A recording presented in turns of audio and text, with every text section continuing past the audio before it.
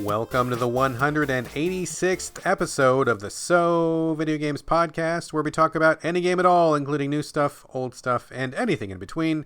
If we are playing it, we'll be talking about it. Today we are recording on June 21st, 2020.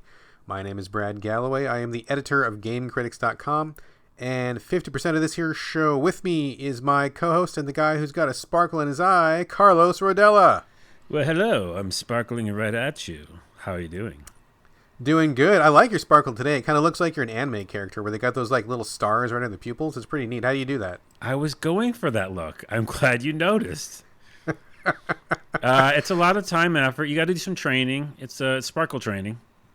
Excellent. I mean, I was thinking it was like maybe like a kind of a LASIK type procedure, but if all you got to do is a little training, maybe I'd be down for that. No, yeah, I don't want to do any sort of procedures. Yeah, it's more training. Yeah, keep them knives away from my eyeballs, people. All right, here we are. It is episode 186. As always, a lean show, no bullshit in the beginning. We do have a couple things real quick before we get to the games, and today's going to be a slightly larger show than usual. We have a full roster of games. We also have the PS5 announcement that happened, I believe it was last week, but we're just now getting around to it. And to kick things off, you've got a little bit of housekeeping today, Carlos. What's on your agenda? It's one piece of housekeeping I keep meaning to bring up, and it's crazy that I haven't brought up before, but you got a PS4. You're probably just looking at the same background forever. And if not, maybe you're looking at the one that you got from a game, like, and you're like, oh, it's this background again, with those sound effects that always come in and bother me. There are PS4 themes you can buy, and I don't normally would, recommend like spending money on that kind of stuff. But guess what? It's worth it, because I bought one that is like this really cool, like going down a road, like this virtual, like 80s-esque, like VHS, effects on it, and this really cool, relaxing trip hop music in the background. And it is great to have on. So like whenever I am like in between doing something or about to start a game or just like in general, it feels great. So here's my PSA. Spend, I don't know, $1, $4, $3 and get yourself a background you like on your PS4. Get yourself a background. I'm glad you brought this up because I actually love the themes in the background. I go into all the time. My son does it too. And we have, there's some that come with games that you like, and those are really cool. I dig those. I went into the store one time, only once or twice. I bought a theme that I like. It's like a person holding an umbrella on a rainy day in a city. It's pretty cool. I dig it. It has nothing to do with any games. It just kind of looks nice. I have that one up sometimes. But there's a lot of crap in the store, so I don't go in there very much. What I like doing instead is I use screenshots from games, and so I become addicted to like taking screenshots and then always trying in the back of my mind to try to get the next one I'm going to use for my theme. Me and my son kind of have like little competitions as to who can get the coolest screenshot that makes the best background for your PS4. That's so you can take a screenshot, any screenshot, and it'll be a background for your PS4 if you go into the themes menu. Well, either way, there you go. You have two options for you. Change up your background is all we're saying. Absolutely. Yeah, my wife's got a Witcher theme she uses, and it's got a pretty cool like Witcher music in the background, and there's all sorts of different things you can get to change it up, keep it fresh. I dig it. I dig that feature. Love it. Well, that's what I mean. Like some of those are like they spend time on making them. You know what I mean? Like they really do really cool music or some sound effects or like visual effects, and it's just nice to have on. I don't know. I dig it. I mean, obviously my PC always has like updated background, so. Maybe that's something they'll do, and we'll get to it later on the PS5. Maybe they'll do that better in some way. Maybe so. And speaking of the PS5, good segue there, my friend. Last week-ish, I kind of lost track of time, but it was ish ago, they did the giant PS5 announcement. I mean, it was called like, I don't know what, PS5, Stepping into the Future, or whatever it's called. I don't know what it's called. Doesn't matter what it's called. But they revealed a whole slew of games, which we're going to be going through and giving quick commentary on. And they also finally revealed what the actual PS5 looks like. We've seen shots of the controller for a while. Let's talk about the controller first. I mean, obviously neither one of us has held it. I know that it's probably, souped up in some ways, better features, etc., etc. But just looking at the controller, Carlos, and folks, if you don't know what it looks like, maybe like pause the show, go Google PS5, Google the controller, although if you're listening to us, I'm sure you're already up on the latest news. What do you think of the controller, Carlos? Yeah, it looks the same. I mean, to me, there's no real difference. I think what I've just heard about the controller is the biggest difference, which is those trigger buttons having tension and having different kind of ability to have different kind of weight to them or whatever. So I think the triggers seem really interesting in what they can do with that. But to me, it's just like a white PS4 controller with a little bit different shape. And also, I'm not even complaining because I love my controller. I love my PS4 controller. So, yeah, I have no like real big thoughts about it other than I'm really interested in those triggers. I believe the Xbox One, the fancy controller, the Elite. I don't have that one because that was like the really expensive one. I believe that one has had those controllers. I think I've played with those before when I went to a Microsoft event. I'm okay with those triggers. That's probably fine. The thing that kind of weirds me out, and oddly, side note, I downloaded DuckDuckGo for my browser. Have you heard of this? Oh yeah, I used it back in the day. Yeah. Fucking irritating, man. I put it on because I didn't want people stealing my search history and all that, all the online like data gathering and stuff. So I figured I'd give it a shot. And it really screws your search results over when you're trying to do certain things because, Google may be evil in stealing your data, but they also pretty much know what you want to see when you want to see it. And I've gotten really used to that. Oh, yeah. So like for example, I'm putting in just now PS5 controller in my browser because I wanted to refresh my memory because there was one thing I wanted to check. And it's only showing me PS4 controllers. And I'm like, dude, I literally put in a PS5 controller. There should only be one picture coming up right now. And DuckDuckGo is not doing it. So I think I'm going to get rid of this thing. If you can't get that basic search right, what's going on? By the way, if you don't want all your data taken, and this is a PSA as well, get Epic browser. It's based on, I think, the Chrome technology. And it really is amazing. And they have these little cartoons. I think I might have mentioned it before in the show. And these little cartoons like Felix the Cat, which we've talked about in the show. He's like, you can't steal. Yeah, he's like, you can't steal my data, big bad guy. It's fucking awesome. Epic privacy browser. All right, I will check that out after the show. All right, anyway, okay. So I did find a picture eventually. Looking at the controller, it looks slightly different to me, and I love the PS4 controller. I think it's very comfortable. It's probably my favorite controller. I know everybody's got their favorite. That's fine. I love the PS4, DualShock 2 or whatever it's called. Looking at this new one, it looks okay. It looks fine. But one thing that I kind of don't like is how white it is. Like, it just looks too white, and I really miss the color coding of the buttons, triangle, circle, square, and X. I don't need the colors because I know where they are on the controller. I've got those really well memorized, but it just looks so white. Like, I just kind of don't dig it. It needs a little bit of splash of color in there to break it up. I haven't held it yet. It looks like it's going to be okay, but we'll see how it goes. I'm okay with it, though. I'm not mad at it, but I can't say that I actually love it. Now that I'm re-looking at it, I remembered two things. One, you're right about the buttons, because that is weird that they're all just the same color. Obviously, for people who played games for a long time and PlayStation games, it's fine. For new people, I'm sure that's going to kind of fuck them up. Also, they'll sell another controller like in 2 seconds. Oh, yeah. Right? I'm sure they will. Sure they will. So that part aside, I don't like that they kept those fucking little mini buttons still. I hate the mini buttons. Mini buttons? Which mini buttons? The share and the options button. I just don't like them. And by the way, dude, I love those buttons. I love them. Maybe they should be bigger, but I love the function. Oh, dude, I use them all the time. Yeah, absolutely. No, I love the button functionality. I just don't like where they are and the fact that they're so small. And every time I press it, you know what? Yeah. You know what? No, fuck those controllers. Fuck that, not the controllers, but fuck those little buttons. Because now I'm remembering it. Just that sensation of every time I have to push that little button with my thumb, my big old thumb. It's not good. It could be better. Like I love that they're there. I don't want them to go away, and I think every controller should have those, because I tell you, playing the Xbox One this morning and trying to get screenshots uploaded is like, you can do it, but it's just like a pain and it's so kludgy. Like the way that the PS4 did it is great. I wish that every console from this point in forward would do that. But yeah, I agree. They could be placed a little bit better. They could be a little bit bigger. That would be great. And speaking of buttons, I hope that if they continue to use the click in the stick button, the R3 and L3, which I hate when developers use those for like primary functions. Does that bother your thumb at all when you gotta click those sticks in? I've been doing it lately a lot with games where you sprint, and I kind of get into that, but man, it's tricky. Yeah. I hope that they somehow make that better, like less tension. I mean, maybe my hands are just old. Maybe I got arthritis or something. I don't know. But like, it bugs me. Like, and I'm playing Neo 2 right now, and you constantly click in the stick to like lock onto people, which you're doing like in every single battle. And I'm just like, fuck, this is like way too much clicking of the stick. I wish that it was like something else.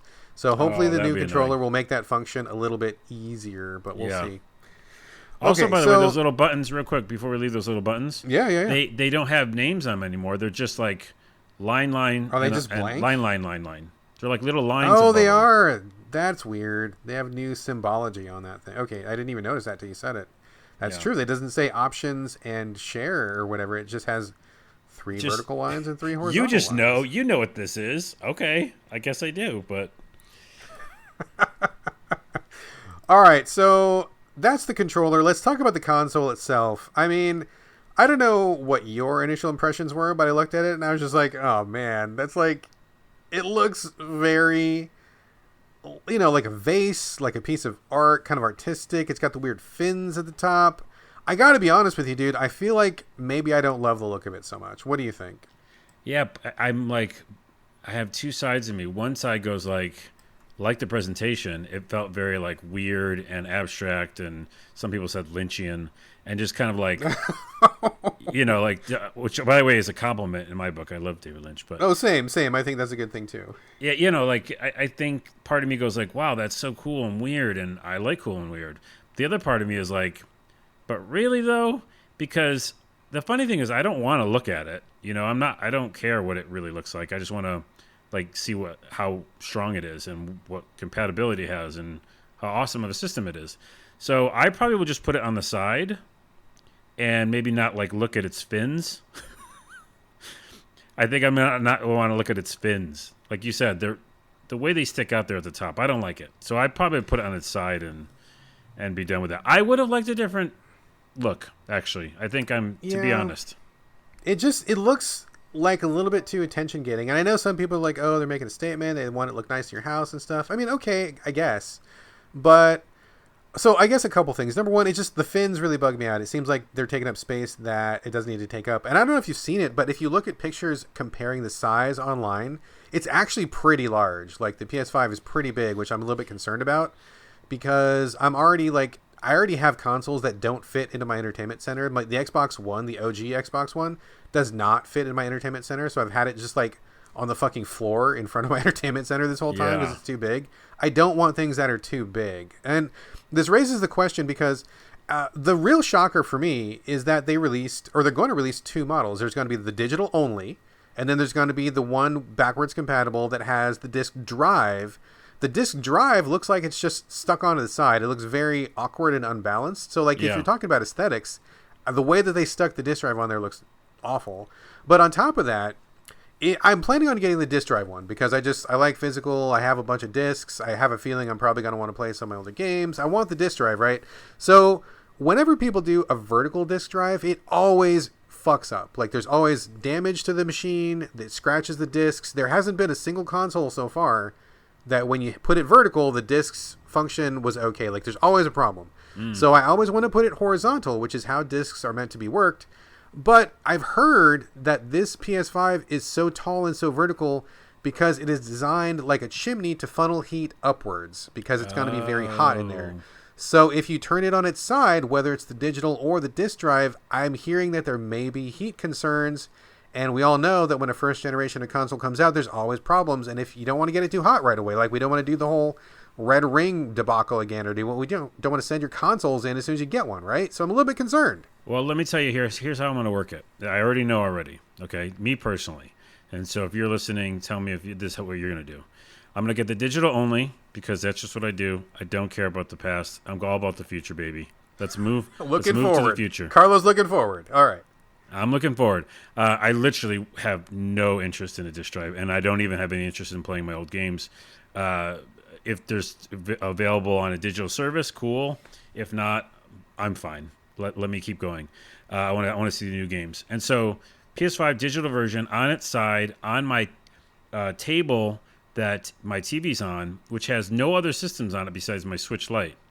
So it has all the room to breathe.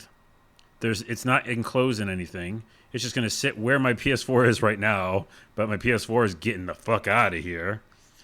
And that's it. That's my future, is just the PS5 sideways, digital version, my Switch next to it, nothing else next to it. That's how I'm going to roll. All right. Well, you got a plan. You got a plan. I I have a don't know plan. exactly what I'm going to do. I like the way the digital only looks just because it looks more balanced and symmetrical. But I definitely want that disk drive. But then again, if it's vertical, it's going to be a problem. I don't know. I don't know. Well, Wait and I see. think they designed it for digital, right? Like they were like, Oh, how totally, totally. yeah, how to make the system look awesome? Cool.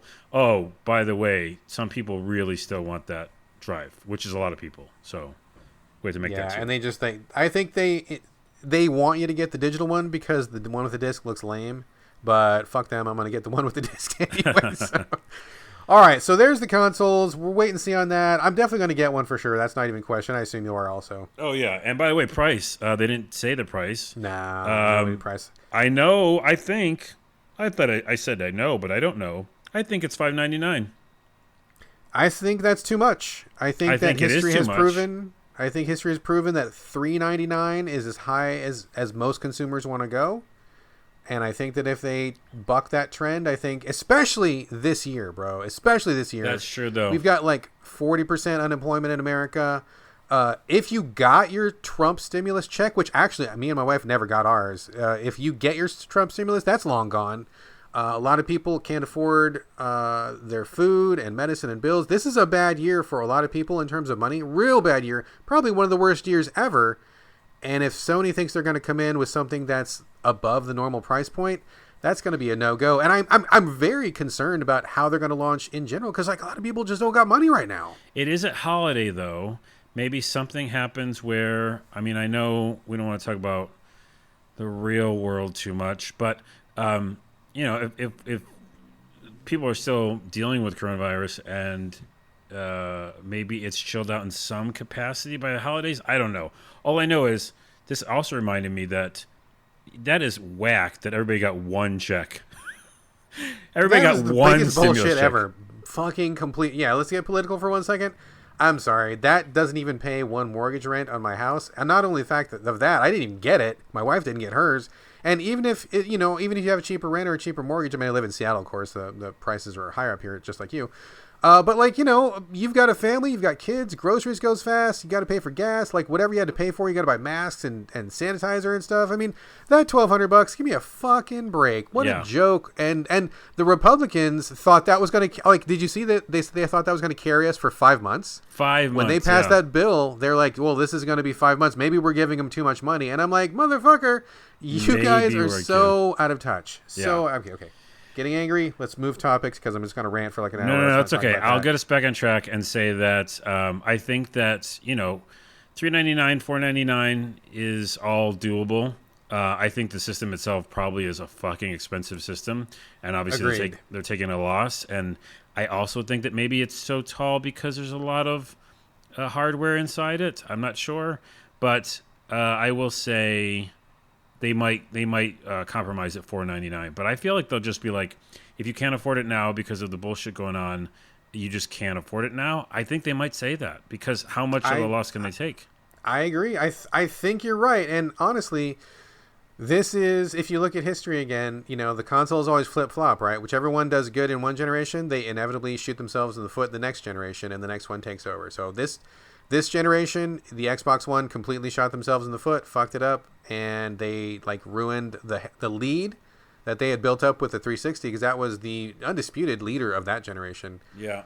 So now that the PS4 is so dominant and widespread, I fully expect them to completely fuck it up, and I expect the Xbox One XO, whatever the fuck the new Xbox is called, that one might take the lead. If history holds true, we shall see. Right, but also you just couldn't remember what the fuck it was called, so I know they got a real branding problem. They got to get off the X's over there. Real branding problem, and also I still don't understand what version I would get of anything. I don't even know what version I would get right now. I don't have an Xbox One because it went borked on me, and at some point I just fuck it, I don't care. I'm playing PlayStation more. I'll wait for the new one.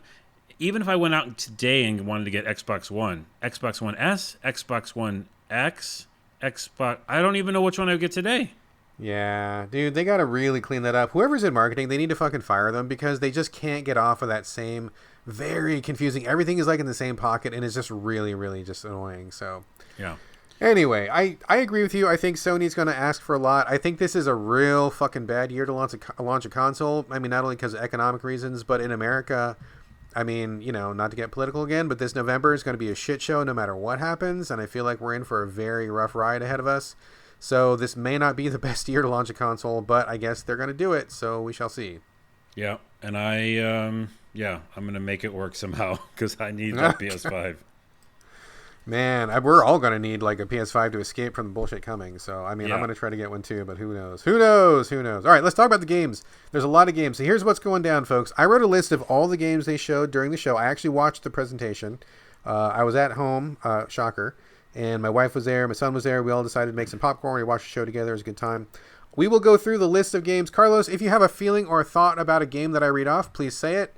And then I will say if I have a feeling or a thought. If not, we will just move on. And that's what we're going to do. Cool? Yeah, and I also watched the show, but I didn't really take good notes. So that's why we're using your notes. Fine. No worries. Got you back, bro. All right, here we go. List of the games. This was everything that was shown on the PS5 exhibition show. So GTA 5, do you care? No, and that was the worst thing to start with. Let me do a real quick tangent. Yeah, absolutely. We've been waiting for so long. They delayed it because of all the social injustice and bullshit that's going on in the world. I like that they delayed it, but that delay actually, made more of us go like, oh my goodness, I really want to see this system now. Fucking lead with the system. Let's just show it and talk about what it's capable of or whatever. But no, they lead with GTA 5, which no one wants to buy again. Fuck that. Terrible Everybody's intro. got 3 fucking copies of it. It's like, who in the world doesn't have that game already? What a weird... Talk about misstep, shooting yourself in the foot. That's the weirdest way to start it. Yeah, so I hated that beginning. No, I don't give 2 shits about GTA. I liked that game when it first came out. 18 years ago? I, honestly, with you, I think I own it twice, and I've never played it, because I'm just not a GTA fan. You never played it? No, I've never played it. I have like zero interest to play it. But I thought it was interesting that they opened with that one because I literally thought I was watching the wrong show. I'm like, oh shit, did we get last year's announcements? Yeah. What's going on? Why are they talking about GTA 5? Like I was so thrown for like 30 that's seconds. What you want. Totally That's what you want, by the way, when you're starting a show, is to have people get confused if they're watching the wrong show. Absolutely. I don't care about that. I don't care. Okay, moving on. Spider-Man, the Miles Morales. At first, people thought, is it a game? Is it a sequel? What is it? It turns out it's going to be a standalone sequel, similar to something like Last Light that came out for... what is that game that you like? Infamous. That was set in Seattle. Infamous yeah. Last Light. Or like the Uncharted one that stars the 2 ladies. Infamous. Yeah. Or I don't know. What is that one called? It's oh my gosh, I just saw it. Uncharted, like Lost Legacy or something like that? Lost Legacy, I think. Yeah, that's right. Yeah, so it's like it takes the base game engine, does not require you to have the base game, but you can just, play just the new content. Apparently it's going to be, I think, like half as long as Spider-Man was, the base game. So, Carlos, thoughts? Yeah, I mean, I didn't really have a lot of fun with Spider-Man. Like, everybody and their mother loved Spider-Man on PS4, and I thought it was just okay. And I think the NPCs and, like, the actual world they built is clunky and corny, but most of the time you don't see it because you're swinging everywhere. But if you actually take time to, like, look around or, like, interact with NPCs or punch things, it just looks like a PS3 game sometimes. So I know that's a harsh, different take at Spider-Man, but for me, I love Miles, and I want to hear that story. So I'm excited because, like you said, Last Light, it was a different story, and in that world. So yeah, I'm pretty excited because of the story base, but not really because of like the mechanics of Spider-Man. For me, it really doesn't do anything.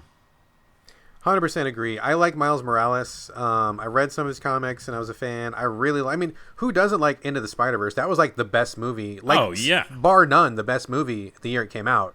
Into the Spider-Verse was incredible. I would love to see more of Miles Morales. But like you, I was not a big fan of the original Spider-Man. I felt like it was way too long. I felt like there was way too much combat. Felt like I was doing way too many of the same things over and over. I know that like everybody seems to love that game. I don't quite get it. Like, I just don't think it's as good as people were saying it was, and I bailed. I didn't even finish it. I didn't think it was that great. But yeah, I didn't either. I would definitely come back for a Miles Morales shorter DLC type of game. That seems to me like a good fit. I would be up for that, 100%. Yep, me too. All right. Gran Turismo 7. I don't care. Do you care? I don't care. All right. The new Ratchet and Clank. I don't know what the subtitle was, like Into the Rift or something like that. Do you like Ratchet and Clank? I sometimes, I like collecting things, and sometimes you get in that mood, and you're like, "Ooh, I want to play like a Lego game or a Ratchet game where you're like just collecting a million little bolts and shit." And you get in that mood. But if I'm not in that mood, I don't give two shits. So, but I will say this: it looks amazing. I mean, it looks like a Pixar movie, but again, we can't say that anymore because everything looks better than a Pixar movie now. But and also what they're doing with the technology while they're switching tile sets. Like now that I'm really, much more into then some kind of like a development. warping mechanic that they showed where Ratchet was kind of like going to different worlds through these rifts. It looked pretty cool, actually. Yeah, like working on games right now at work for my job as well as personally, you get to appreciate all the work that goes into all of it, and changing out like the whole tile set and different models like on the fly like that pretty quickly is crazy. So there's some really good power in that system just to see that. But the game itself, if I'm in the mood. Maybe. Gotcha. I think I've played all of the Ratchet and Clank games, and I like them, but I think I have liked them like less and less with each sequel. The remake that they rebooted a couple years ago was pretty good. I mean, I'm a fan. I'm not like dying to play this, but I totally will play it. My wife and son were very excited. They are both, I think, bigger Ratchet and Clank fans than I am, although I am still a fan. So we're definitely going to check that out. That looked pretty good. Next up was Project Athia from Square. They didn't really have a lot to show. It looked like a woman in a cape running around a forest. I mean, I don't really have any comment. I just need to see more about it. Any thoughts? Yeah, I need to see more about it. It looked cool. Yeah. Stray was the trailer that had everybody flipping out because even though it didn't really show anything, it was like a city of robots and a cat wearing a backpack, and that's what really sent everybody into the stratosphere. The cat in a backpack.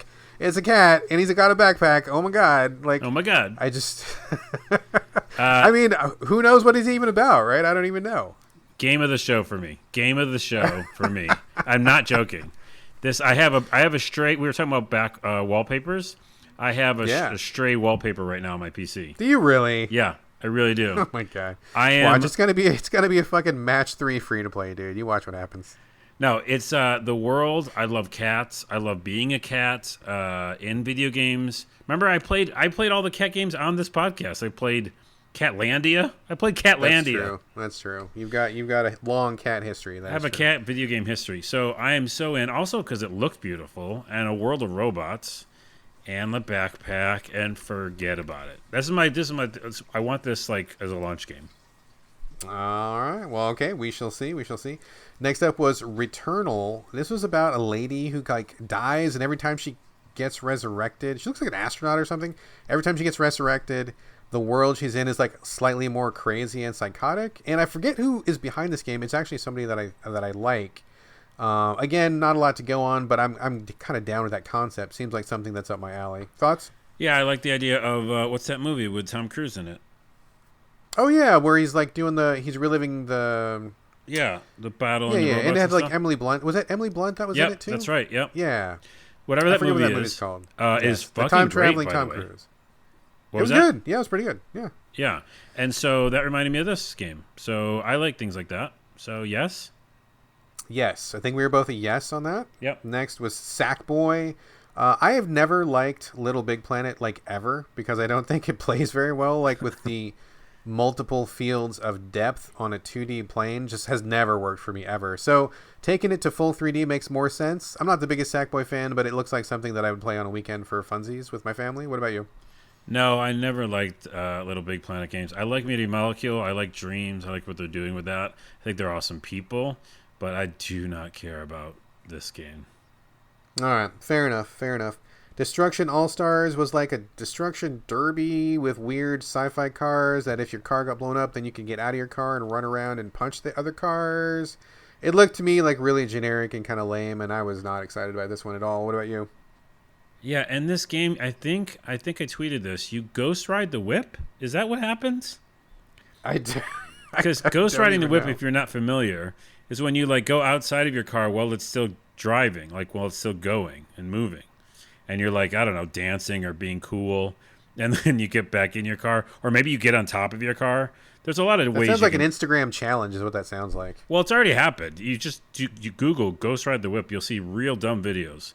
So when I was watching this, I just saw all the characters like outside of their car, but then the cars were going, and I was like, "Is this happening at the same time?" I'm confused on what this game is. It's Destruction Derby, but you're also ghost riding the whip. I don't know what the game is. Yeah, it just nothing about that made me want to know more. It just looked like one of those games that like it's going to be a launch game for sure because that's going to be their window when people are starving for software, right? So like you're going to get away with putting out stuff that's maybe not the greatest. They're going to sell a bunch on launch, and then the game's going to disappear. You're never going to hear from it ever again. Kena Bridge of Spirits reminded me a little bit of Cameo from the Xbox 360, kind of a third-person character action platformer. It looked okay, kind of generic, but all right. I mean, again, probably in the launch window, it'll do well. Yeah, just okay. I feel like that's what a lot of these have been when I'm remembering them, is like, yeah, we'll sell these because people want a game. Yeah, exactly. People are going to buy 3-4 games when they buy the PS5, and whatever's there is what's going to sell. So if you got a B-grade game that's not really going to do well, get it out at launch day. That's your window. Yeah. Goodbye Volcano High was, I don't know, visual novel or a character narrative game where everybody was a furry. And I got to say, I got real uncomfortable watching this on the couch because everybody was kind of looking at each other like, what is going on? Why are these animal people? It looked just, I mean, I like visual novels, but I'm not big on furry animal people. Not really my thing. So I was getting kind of skeeved out a little bit. I don't know. Are you down for this one? I originally thought it looked cool when I was tweeting, and I was like, oh, that looks really interesting because it reminded me of some sort of interactive fiction that I would dig. But then the more I watched it, I was like, I don't know if it'll actually resonate with me. So, yeah, I don't know. Yeah. Oddworld Soulstorm. I met Lorne Lanning, the developer of Oddworld, many years ago. He was a great guy, super polite, had a great conversation with him. Lovely guy. So he's wonderful, but I got to admit, I don't like any of the Oddworld games except maybe for Stranger's Wrath, which is kind of like the oddball of the whole series. But like, oddball. There you go. A little bit there. But I don't care. I don't care for Oddworld, and this one looks exactly like all the other ones, just like with better graphics. I'm not interested in this one at all. What about you? No, I don't. It's never got me interested. So I've already talked about it too much. That's a pass. Ghostwire Tokyo blew my mind because they announced this one last year. They had a cutscene trailer. Looked like, weird ghost hunting action in the middle of an abandoned Tokyo. Nobody really knew what it was about. And then when they revealed it this year, I got to say, this was the surprise of the show for me because I never in a million years thought from a Japanese action team they would put forth a first person, like, I don't even know what it is, like a first person action game. First person is not big in Japan for various reasons. And to see Ghostwire come out as a first person action game where you're using like spells and seeing your hands cast the spells in front of you and going after ghosts. I mean, to be number one, I don't think it looked that great, honestly. And number two, I'm very surprised that's the direction this team took. I mean, I'm not very interested in it, and I'm kind of disappointed a little bit. Did you have any thoughts or feelings on this? Well, what did they do before? What have they worked on before? Do we know? I don't. See, I didn't do my research. That's if okay. I was Why able would to I look ask it up. that? I shouldn't have That's asked. a bad question. You stabbed me in the back there, Carlos. You sunk the show. I set you up for failure. So what they did in the past, I'm not sure, but it again, I'm always a sucker for something new and different, and the first person with spells, with kind of action, with kind of horror was an interesting genre mix. So I'm intrigued, but that's about it. Oh, okay. So this was from Shinji Mikami, Resident Evil, Evil Within, and then I'm pretty sure wasn't this the one that also had that young woman developer who everybody fell in love with last year at E3? Oh, was it? I'm pretty sure the one I'm talking about. How she gave a really like heartfelt, awkward speech, and everybody like instantly like went head over heels nuts for her.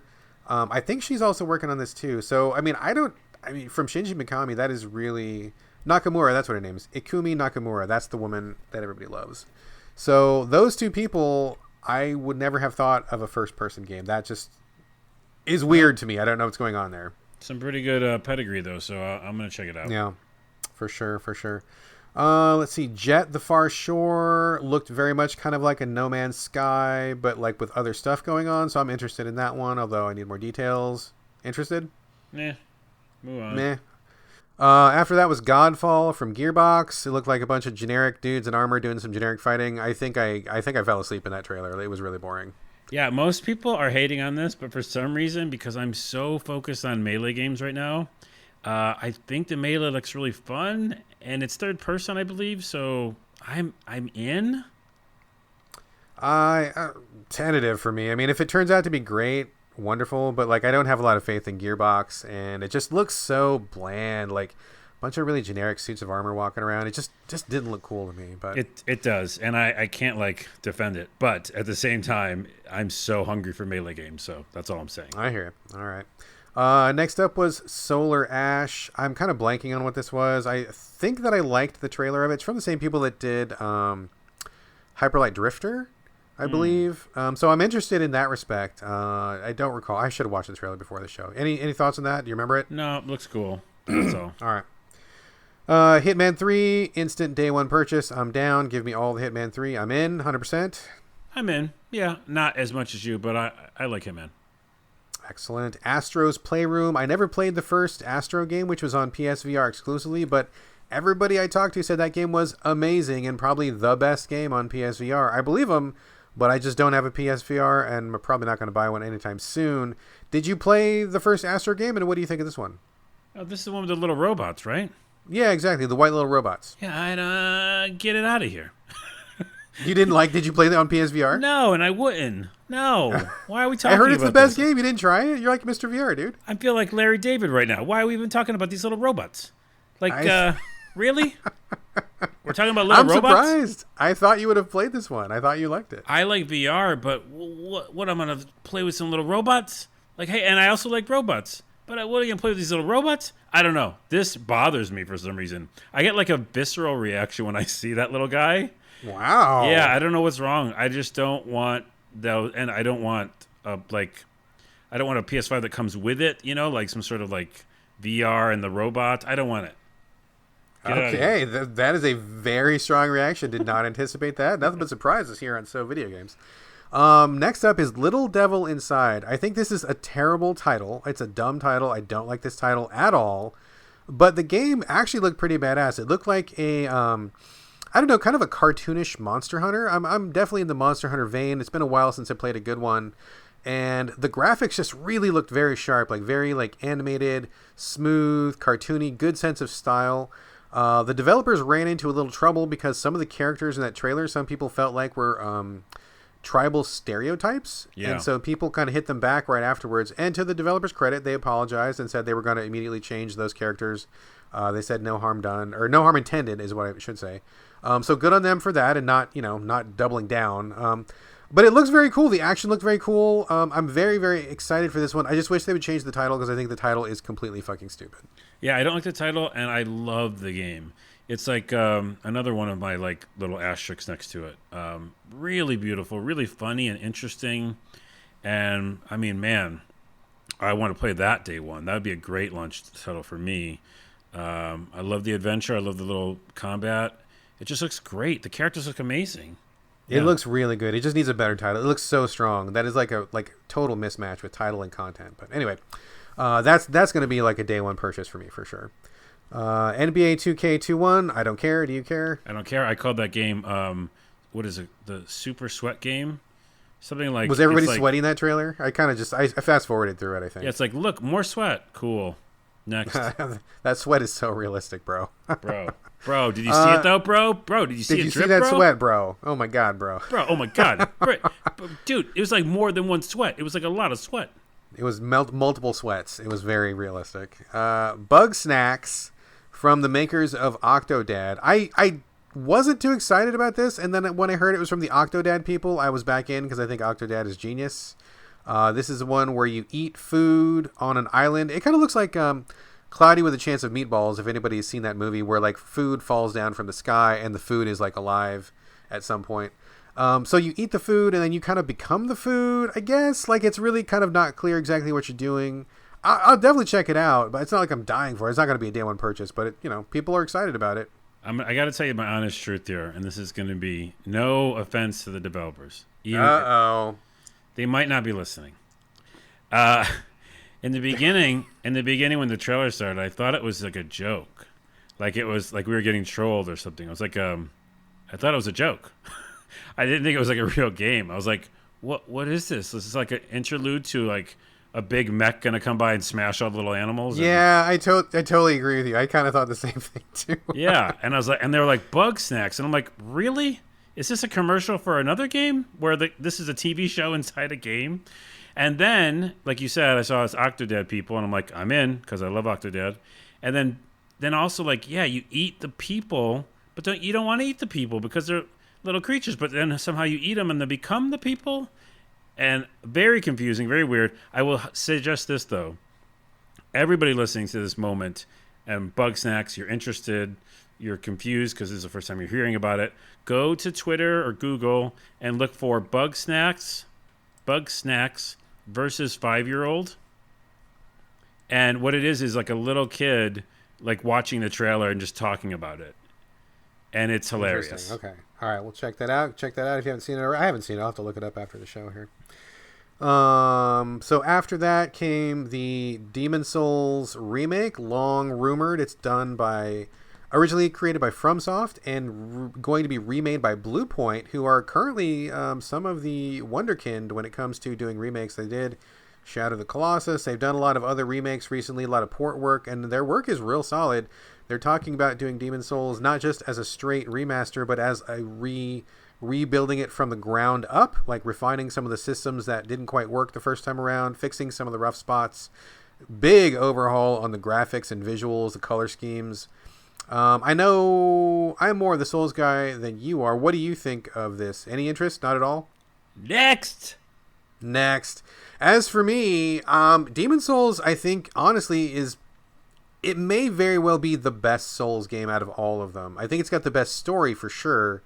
And some of the stuff that they do in Demon Souls, they never really managed to top in later games. I think later games played better, like in terms of mechanics, but in terms of theme, concept, originality, experimentation, Demon Souls I feel like it's probably my favorite of the entire series, and that's the one that least people played because it was a PS3 exclusive. So anybody who joined up at Dark Souls Forward when that became a multi-platform thing, most people say Dark Souls is their favorite because that was the first one they played, because that was the first one that was multi-platform.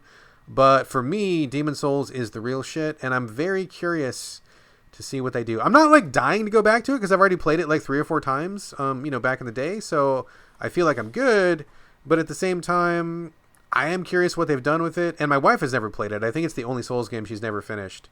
So she'll play it, and maybe I'll just sit on the couch and watch her. So I'm kind of excited. I'm not dying excited, but if you're a Souls fan and you've never played Demon Souls, you should be very excited. Have fun. Carlos will be cheering you on from the sidelines. My two reviews of that whole game was next and have fun. Next. All right. We know where you stand. A couple games left on the list here. Deathloop was shown last year in kind of a cinematic trailer. This year, they really showed us a lot more mechanics. This is from the Arcane Studios people who do that game that you really like that I don't like. Dishonored. So good. Yeah, it looked like you're on an island of crazy people and you're kind of living life in loops while you're, I don't know, doing something, trying to destroy something, someone's trying to kill you. I wasn't super hot on it last year in the cinematic trailer, and now that we've actually seen gameplay, I am I don't want to play this at all. I don't even... None about this applies to me. It is not for me. Carlos, what about you? That's the exact opposite reaction I got, because I saw the trailer and I was like, oh yeah, I'm in, because I love the systems in Dishonored, especially Dishonored 2, and all that stuff is there. I mean, essentially they kind of brought what they've been building, I think, and put it into a different context. And obviously the look of it is really, can't deny how cool it looks. And the trailer, I think, was kind of Tarantino-esque.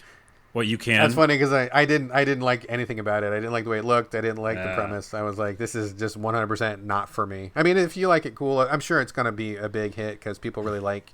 If you like Dishonored, this seems like your jam, and I just don't like Dishonored at all. Well, It's also interesting because they're doing a little bit of the multiplayer. I forgot what it is because we don't do research, but there's something in there that other players can somehow do something in your game.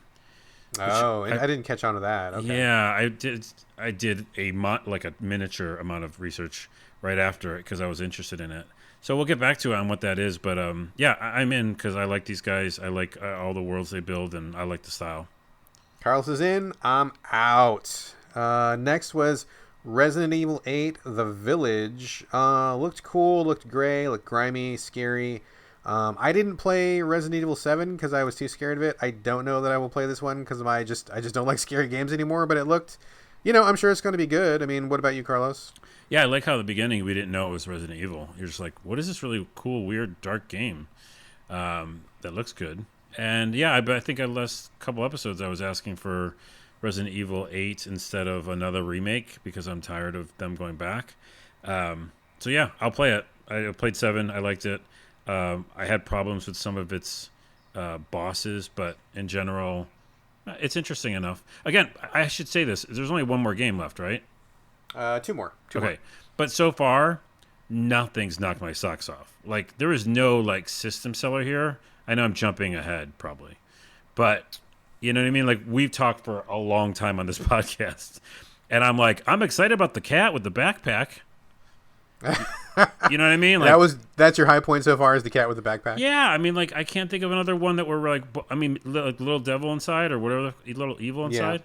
Yeah. Yeah, but there's nothing that, let's see what these last two are. Next we have Pragmata, which is kind of a surprise. No one had knew about this. There's no buzz about this beforehand. This kind of looks like a Kojima game, but it's not involved with Kojima. It shows a guy who's like an astronaut, and you have a little girl who's with you, but she is not in an astronaut suit, so I don't know if she's a robot or a spirit or what. And the two of you are kind of going together doing some kind of stuff in space. This is from Capcom, so I'm expecting there's going to be a pretty heavy action slant to it. And the visuals were just really crazy. It's got that really kind of off-kilter Kojima look. It very much looks like a Kojima thing. I'm interested. I mean, I don't know anything about it, but just visually, it looks interesting to me. Yeah, it looked like I called it Death Stranding in New York City. Yes, exactly. Yep. So it looks like a Death Stranding, like, light or something. I don't know. Yeah, but Capcom though. I don't know. I love Capcom, man. I'm definitely in the Capcom. I like Dragon's Dogma. That's Capcom, right?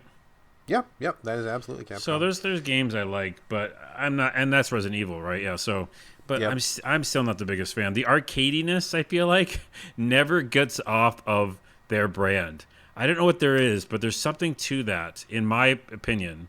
Capcom was arcade games, right? So Capcom, to me, their games really feel arcadey. Like Dragon's Dogma, case in point. It's an RPG, but it feels arcadey.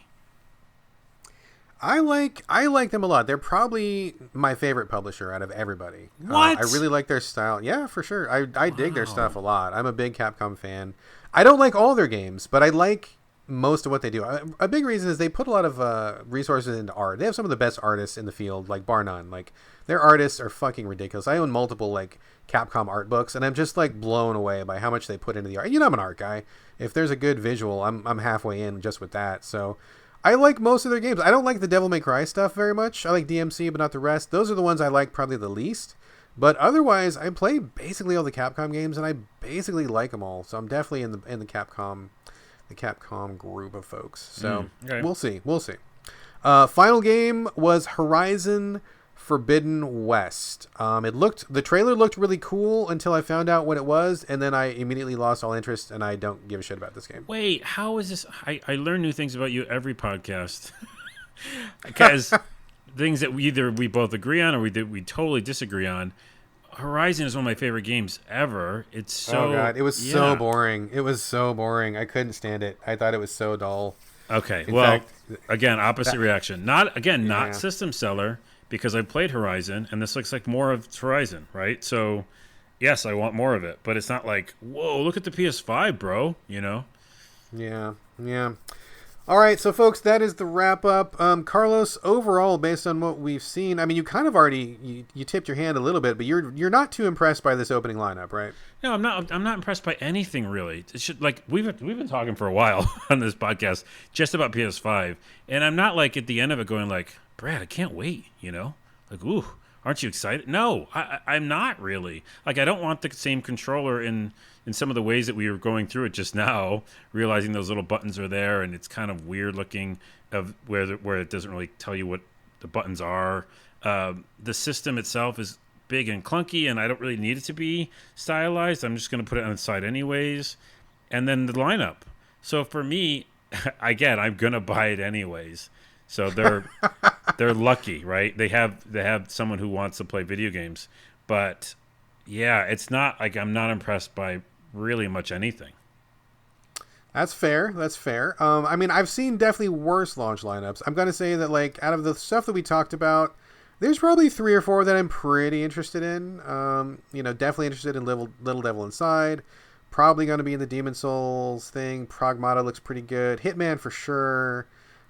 Maybe 1 or 2 of the other ones. Returnal perhaps. But I'm definitely going to buy it. I'm. That's not even a question. As long as I have a job, as long as the country's not on fire, as long as I'm not like in the resistance pushing back against our fascist regime. If that's not going on, then I'll definitely buy a PS5. So, not dying with excitement because I'm still having a lot of really good experiences with PS4. I've still got a backlog for Infinity on PS4, so it's not like I need more stuff to play. But I'm down. I'm definitely down. I'll definitely pick it up. Let me say one thing in closing. I think what it is, and it's because that we did live through this period of consoles getting better, like by leaps and bounds, and that's part of it's Moore's law, part of it's just where the technology was at the time when we were growing up. But going from actually like early computer games, Texas Instrument and Commodore 64, moving to Nintendo where it felt more smooth, and then going to the 16-bit era with Turbo and Genesis and Super Nintendo, and then seeing the CD and PlayStation and going, holy fuck, there's audio. Turbo CD has, CD audio, holy shit. And then even PS4, I felt like really kind of upped the game a bit. And I'm not necessarily even talking graphics. I'm just talking about what I just said, a multitude of different things, right? Like with Nintendo, it was like the graphics were smoother somehow. And with, Genesis, the graphics were better. And then PlayStation, it had audio. And so there's just different things that moved forward with systems. And we lived through all that. And a kid today, maybe growing up, he's got a PS4, doesn't even know the difference. For me, I'm disappointed because of those reasons, I think. Because I saw that Unreal demo, which I'm sure you saw, Jeff Keighley did with the Unreal guys. Right. And it looked like, what the fuck? There was something there they were doing where the smoothness of the way the character was running around and the world was loading all around them, it just felt like a little bit like, what the fuck? Like, whoa, that's different in some way. So if the PS5 comes out, looks different, and shows like, I don't know, 4 games that look like that, I'd be done. I wouldn't need to be like, whoa, look at all the stuff they have that looks pretty much like what I can get on PS4. Okay, I guess. And then start with GTA 5. So that's where my disappointment lies from. I just kind of like worked it out here just now, thinking about it. It's because it's not making that step forward in my mind. Yeah. I mean, I think that's just the way of things from this point forward. I mean, diminishing returns, and I mean, stuff is already so great. I don't think we're going to get those same huge leaps and bounds forward anymore. I mean, I think the next big leap is probably going to be the thing where you plug it into your spinal cord and you like go into the Matrix or something. So until we hit that point, it's probably just going to be, oh, the load times are shorter. Oh, the graphics are a little bit better. Oh, the worlds are a little bit bigger. So, I mean, I'm not really looking for another big wow moment, but I do want to continue. I feel like I've played a lot of really good games this year, and I feel like there's a lot of good stuff, really high quality stuff coming out. So as long as that continues, I'm fine. I don't need a leap forward. I just want more of that same trend. So, I mean, that's about what I'm looking for. If they can deliver that, then I'm on board. And I'm also on board, but it's just like the feelings I have, like missing that. It's almost like I'm missing that. All right, well, we have to talk about video games that are not the PS5. Absolutely. We do have other games that are actually out that we've actually played, that we actually have experience with. Let's get to that right now. And I'm sure we'll get to the PS5 stuff again at some point in the future. But for now, Carlos, you are going to start off with a weird game that I don't know what it is. All I know is that it's a weird Switch game and it's something you've been playing. What is it, sir?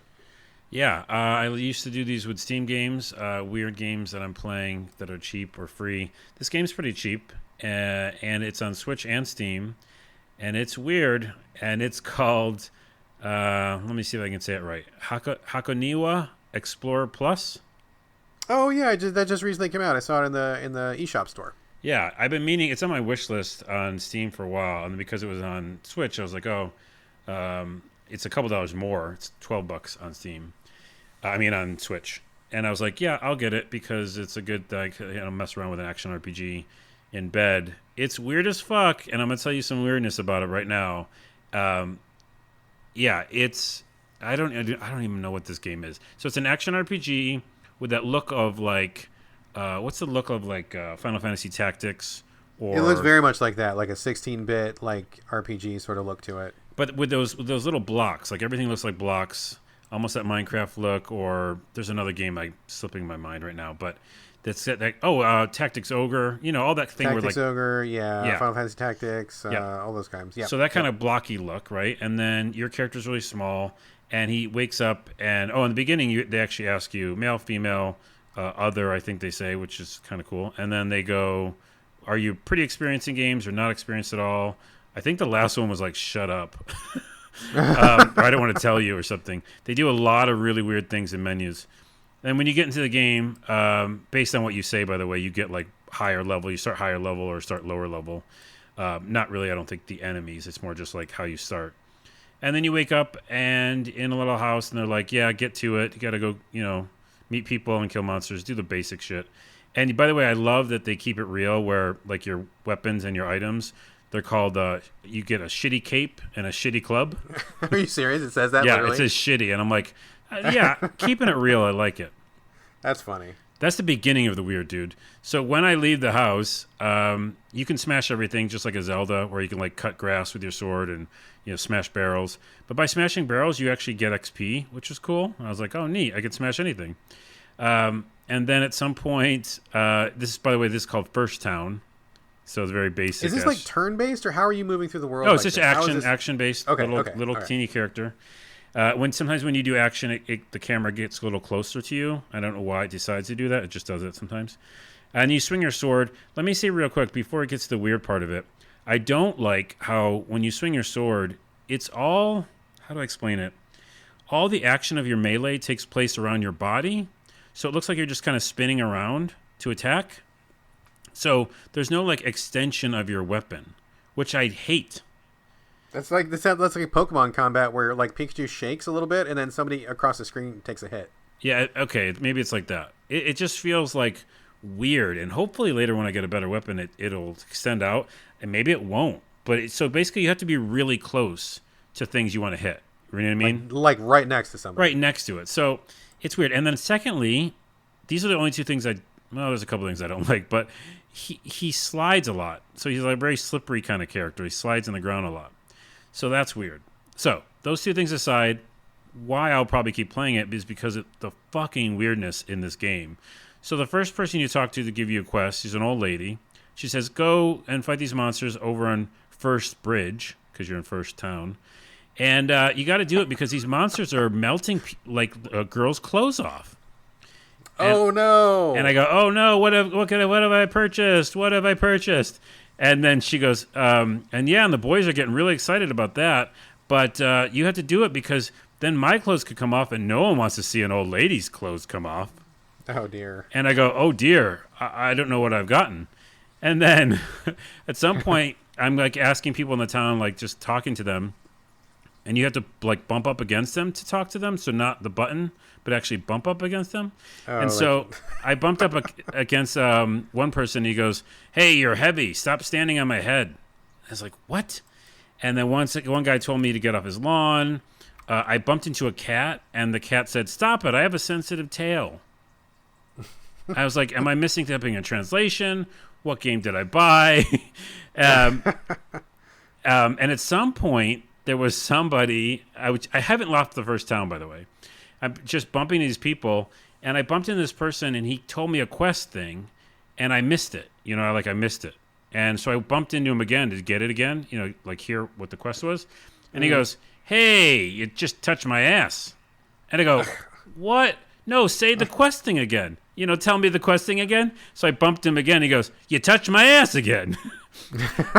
And I go, no, I'm not supposed to be doing that. I'm trying to get the quest. And so then I touched him one more time to see if it went away. And he goes, bad touch. And he attacked me. And then all the townspeople attacked me. What? You're just trying to get the quest info and he attacked you because you kept asking? And oh, man. They all killed me. They killed me. Oh, my God. So my God. I woke up in bed, and it said, I got an achievement for, it's just a dream. And I go, oh, it was just a dream. And I think it showed its nature of the game, which is it's going to be kind of roguelike. Oh, really? Okay. Well, I think so, because I didn't see any save button. I don't like roguelikes, but I'm also intrigued by this weird ass fucking town and people and things that go on. So I woke back up and didn't bump him again, and went and fought monsters and beat a thing.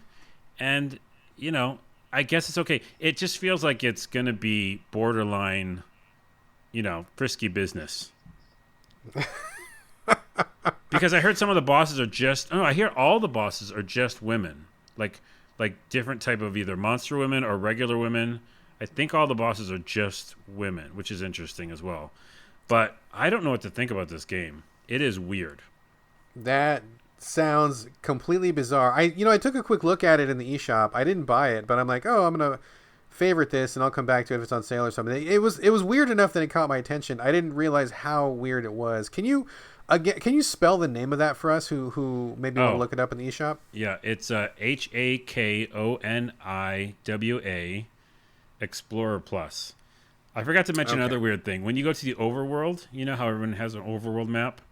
Sure. You can also, smash things there, like cut grass and stuff. So I started smashing things, but then I was able to smash the mountains. And so I smashed all the mountains, and then I smashed the town.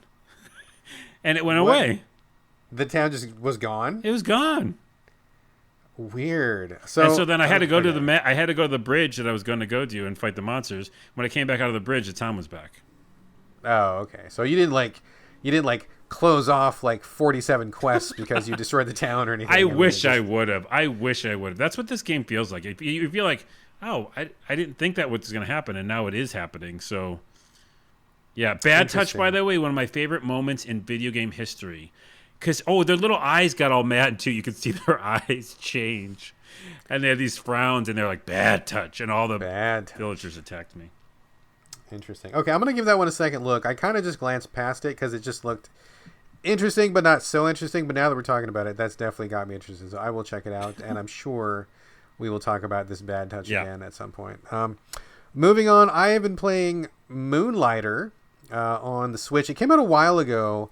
And by the way, nice getting around to it. That thing's been out forever. Well, it has been out forever. It came out a year ago, maybe 2 years ago. I don't remember when it came out. I remember when it came out, I didn't like it too much, and I'll tell you why in a second. And I forgot about it. I bought it, played it, didn't like it, deleted it, moved on with my life. But then PR sent me an email saying, they've done a lot of rebalancing. They've done a lot of work on the game in the meantime, and there's a new DLC. Would you like to review the DLC? And I'm like, well, do I have to? Is it like endgame DLC? They're like, yeah, you got to beat the game and then it's new stuff. I'm like, well, no, because I haven't played that much of the game. But now that you've brought it back to my attention, I am interested to go back and see the rebalances and to see how far it's come. So that's what got me back into it. And I will say, before anything else, it is a better experience than it was when it launched. It has more difficulty settings, so I put it on the easiest difficulty setting, which I think just gives you a lot more money when you are playing the game, which is a big deal, and I'll tell you why. Because for those who are not familiar, Moonlighter is the game where you start off playing top-down action, very Zelda-like action, inside these dungeons, and each room in the dungeon is like a complete screen. So you go screen by screen, very similar to a Legend of Zelda top-down. You collect stuff from the monsters you defeat. They'll drop parts or whatever. You put those in your backpack, you go back to town, but when you get back to town, you have a shop. And so you sell the pieces that you collect in your shop. So half the game is you being a shopkeeper, half the game is you fighting stuff in a dungeon. And I thought that was a really cool idea. I'm very kind of fascinated by shopkeeper games, but I haven't really found one that has clicked with me all the way yet. So now that I came back to it, definitely a better experience. Putting it on easy lets you grind a lot less. That was one of my big problems with it the first time, was it felt like everything cost $1 million. I wasn't making very much money. It just felt like it took forever to unlock anything. In this time around, I've unlocked most of the stuff. I got a lot further in the game than I used to. The balance is better. It's easier to get better gear so you can live longer. So that all is fine. I think the graphics are very cute. Really good pixel work on this. Really talented pixel artists. It's a lovely look. But overall, I didn't finish it, and I don't think that I will. I got about maybe 3/4 of the way through. And I think the problem is that it's just not a very complicated game, and it needs a little bit more complexity, because you go fight the monsters, and the combat is very straightforward. There's not a lot of nuance to it. You're just basically just bashing guys. You bring this stuff back, and you're selling stuff, and there's not a lot of nuance to that either. You just put the stuff in your shop. people either buy it or they don't buy it. If they don't buy it, then you lower the price until they do buy it. So that's a pretty simple process. But there's just not a lot to it. Like, you're in the town, like, the villagers talk to you, but they don't really say anything. You don't get any interesting quests. Like, no story beats really happen. You're kind of just doing the same thing over and over. Like, you're just doing the combat, get the stuff, come back and sell it, earn some money to unlock another feature in your store, go back to the dungeon. I mean, it's like, it's all fine, and it all works well. I just feel like there needs to be more. Like, I wish there was more characters to talk to. I wish there was something interesting that happened in the story. I wish there was, I don't know, some kind of upgrades, like more upgrades you could get that would make the combat more interesting.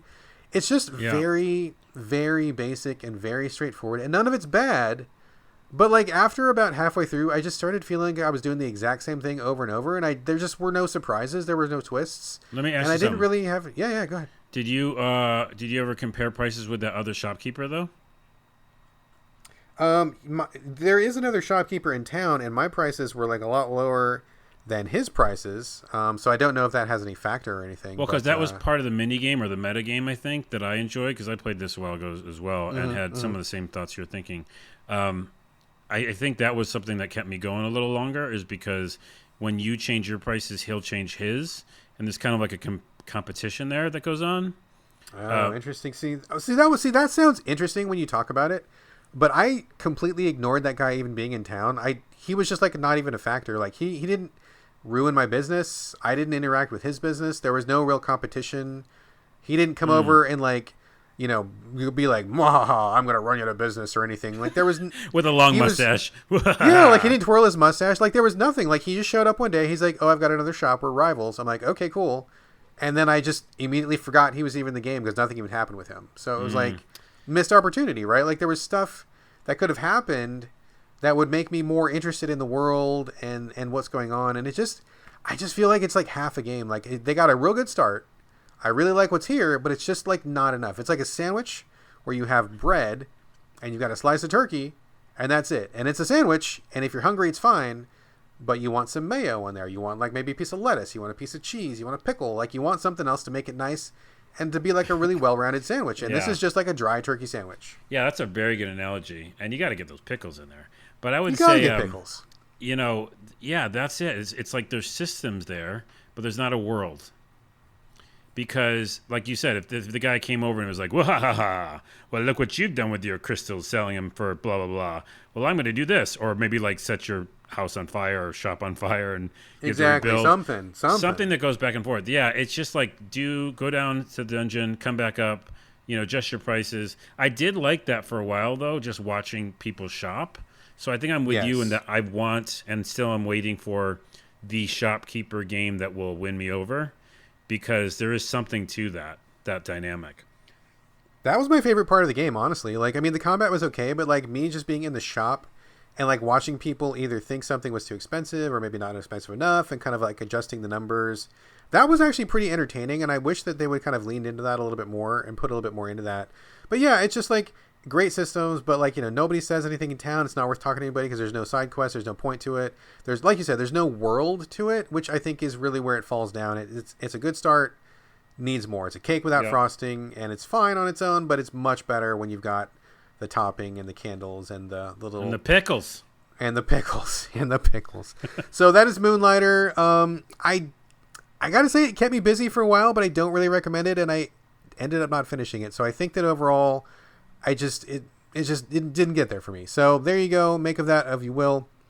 A couple more games to talk about here. Carlos, let's go to you for what is arguably going to be the biggest game of the year. I think The Last of Us Part 2. I was a big fan of the first Last of Us. I have not played Last of Us 2. I probably won't get to it for a while.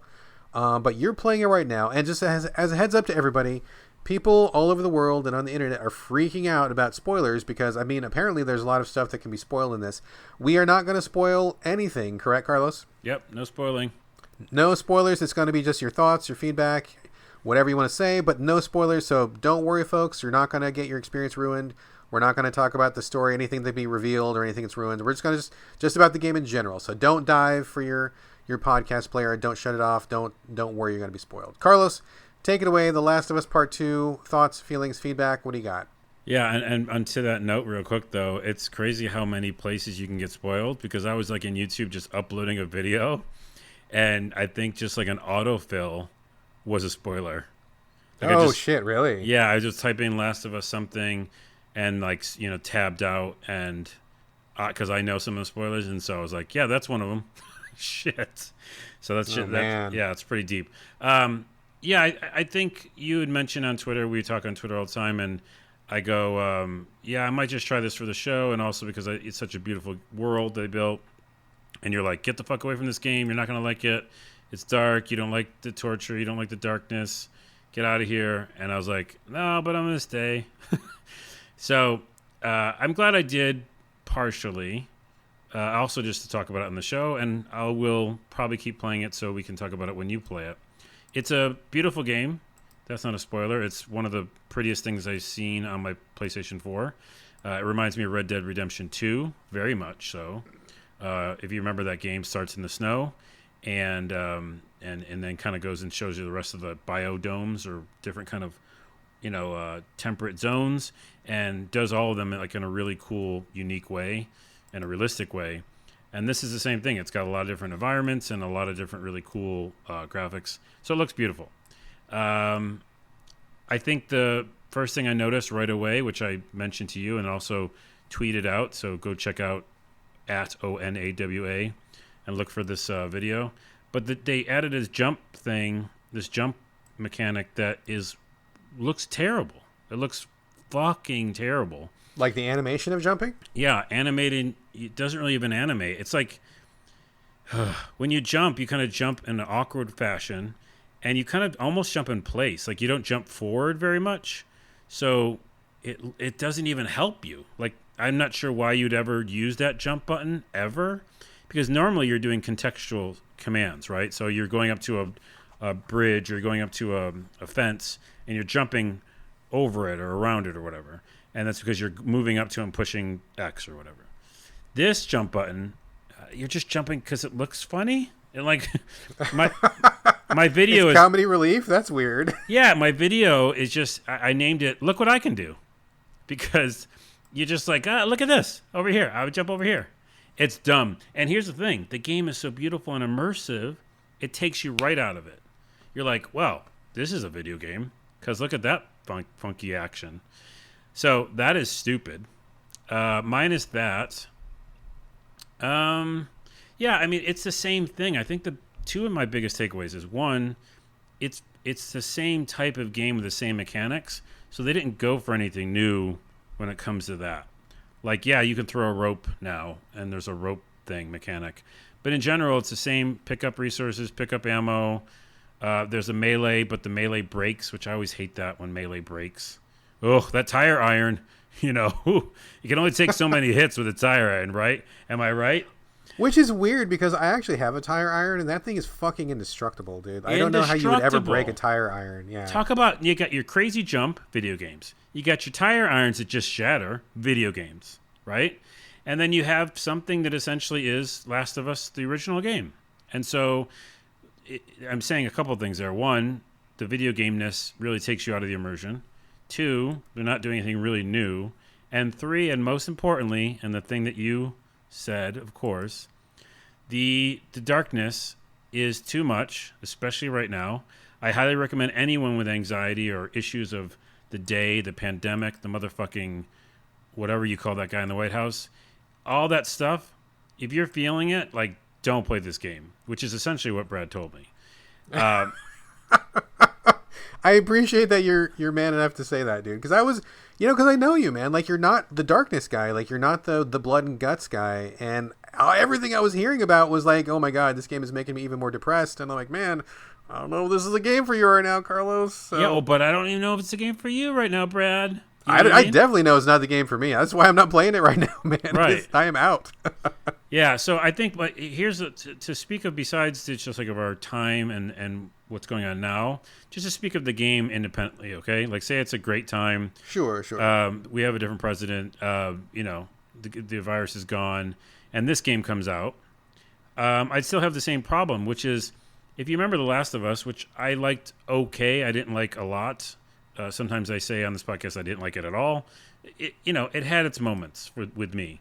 Other people loved it. But I think what it was is there was light with the dark, and there was this lightness to it that I think his YouTube channel, Skill Up, I was watching his review. He mentioned that it sounded like Last of Us 1 was Spielberg, and like Last of Us 2 is like an Oliver Stone, dark film. And that is really, really what it feels like. Because the minute, like it takes a while for the darkness to creep in, but when it does, it's not going to go anywhere. And the thing that happened, which I won't spoil, was something so simple, just like Walking Dead. Remember when I left Walking Dead because of the same thing? Oh, yeah. Like a big moment, you go like, oh, that moment's wrong. That makes me feel like bad in my stomach. A moment like that happened about, I don't know, say an hour, 2 hours in. A moment happened, right? And I go, oh, I don't want that. I don't want to think of what that is. Something happened like that. And I go, ugh. Okay. And so that made me put it down. I probably will stomach it up. Oh, what's the term? Oh, suck it up. Suck it up with my stomach and go back in because I know that thing is over for now. But I know that it's coming back. And I think the biggest downfall potentially for this game is that it doesn't have those moments of light where Last of Us 1 did. And I think that you need that balance. And I'm not sure.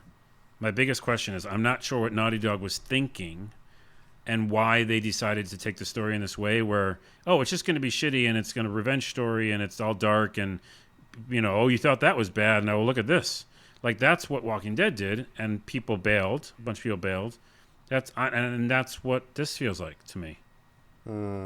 That does not give me hope. I mean, I think I liked The Last of Us, the first one, like a lot more than you did. It was my game of the year, I believe, when it came out. I really liked it a lot, and you're very astute in your observation that it gave you the light with the darkness, right? Like Last of Us, the first one, had a lot of really dark moments, but there were also like a lot of really light moments too, and especially when you took a look at the DLC, which I think is one of the finest pieces of video game making ever made.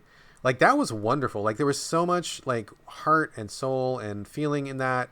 And there were so many great moments that it just wasn't like all oppressive, nihilistic, like death and blood and stuff all the time. And that's what really made it tolerable for me. But when they started showing trailers of Last of Us 2, all the trailers were just like, each one was like bloodier than the last. And each one was like more brutal than the last. And that's not really why I come to that game. That's not what I appreciated about that game. And so I got my red flags were way up, and hearing you talk about it now, it sounds like I was right to maybe stay away from that. I mean, I'm sure that I'll probably try it at some point, but I'm just not that guy. Like I don't want to be in the darkness, in the the blackest part of the human soul all the time, especially this year when we have so much of that happening in the real world all around us. It is like it's bleak out here, motherfucker. Like there's not a lot of hope going on right now, and I don't need something to drag me further down. So I'm definitely not going to play this for a while. Maybe not even until Trump leaves office. Who knows? So I guess keep us posted, man. Let us know if you go back to it, if you finish it, if you bail and just can't stomach any more of it. Like, let us know. But for me, I'm gonna hold off for a while longer. Yeah, and I have this as my last note that I wrote down, which is more of a grand statement, and it came from playing this game. And again, I'm not sure if I'll go back, but we'll see. But the statement was. Why are we drawn back to creating things about the worst of ourselves? Yeah, good question.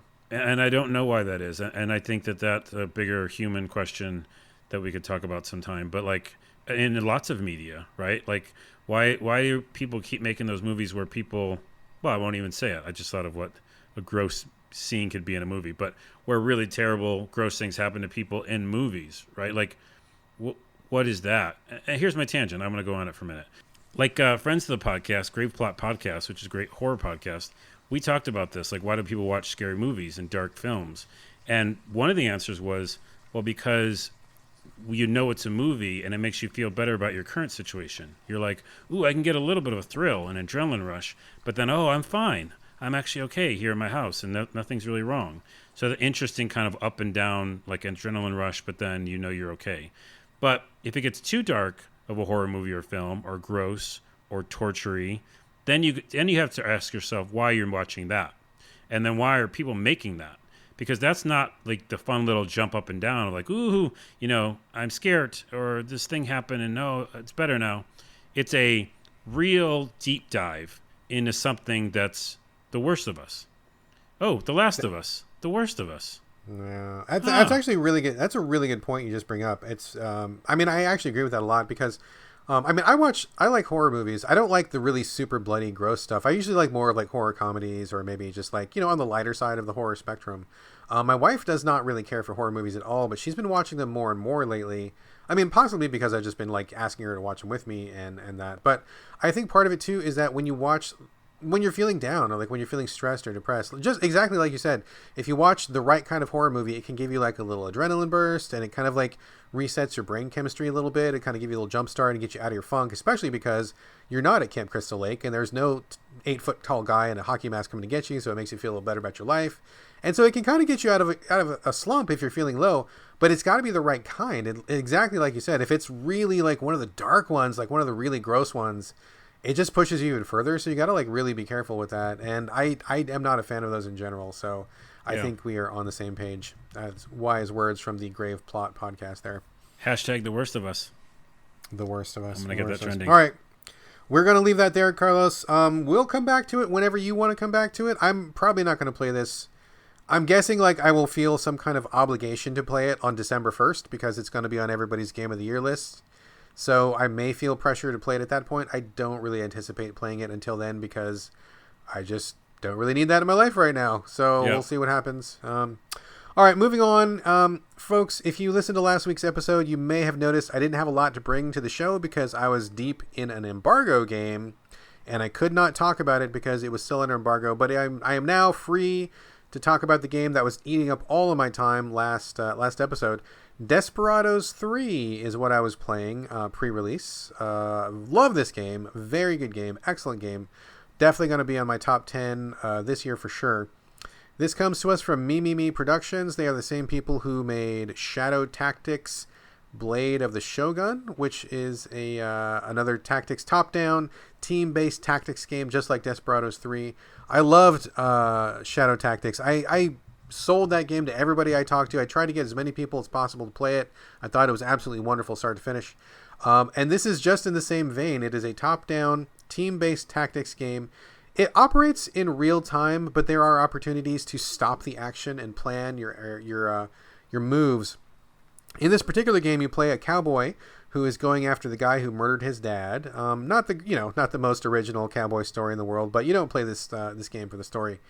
You gather a group of ragtag weirdos to go with you, as you do in most games, and each level is a very finely tuned, very intricate, huge kind of puzzle to solve. So each one of your team members has their different abilities. You, as the main character, have a pistol and a throwing knife.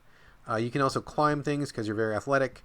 One person has a bear trap and a whistle so they can lure people around.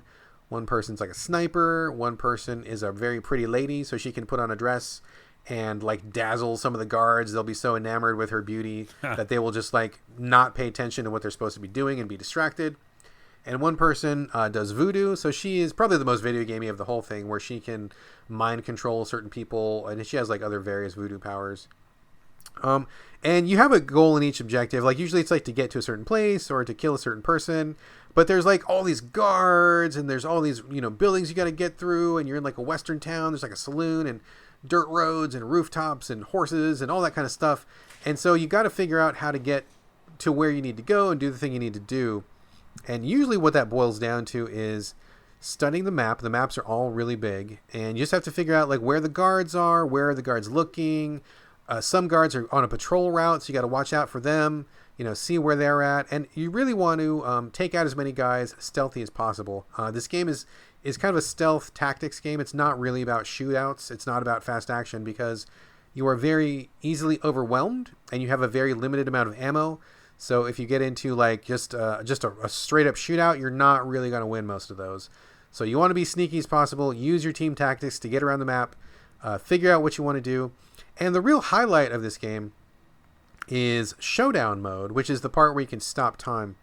So let's say, for example, you've got yourself to a courtyard where there's like maybe 3 or 4 guards that you just can't kill by yourself because you might shoot 1 or 2, but the other 2 will gun you down, and they're going to sound the alarm, and then like 3 more are going to show up. Like there's just no way you can do it with one person. So what you can do is you get your team, in position, and then you stop the game by going into showdown mode. Just push a button.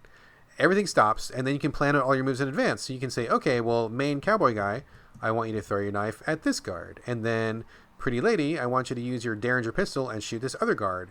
And then sniper guy, I want you to shoot these 2 guys from this rooftop. And so you like tell everybody what you want them to do as the time is stopped, and then you can stop time and everybody does their thing at the exact same time. So like rather than trying to kill one guy by one, like you kill 4 guys at once, no one is able to fight back, no one can sound the alarm, and then you get through a situation that you ordinarily would not have been able to get through. Oh my goodness, so it's like Sonic. Sonic? What do you mean? You didn't see the Sonic movie, did you? Yeah, I just watched it last weekend. Oh, when he's all those missiles were coming at him, and he like pauses time because he's so fast.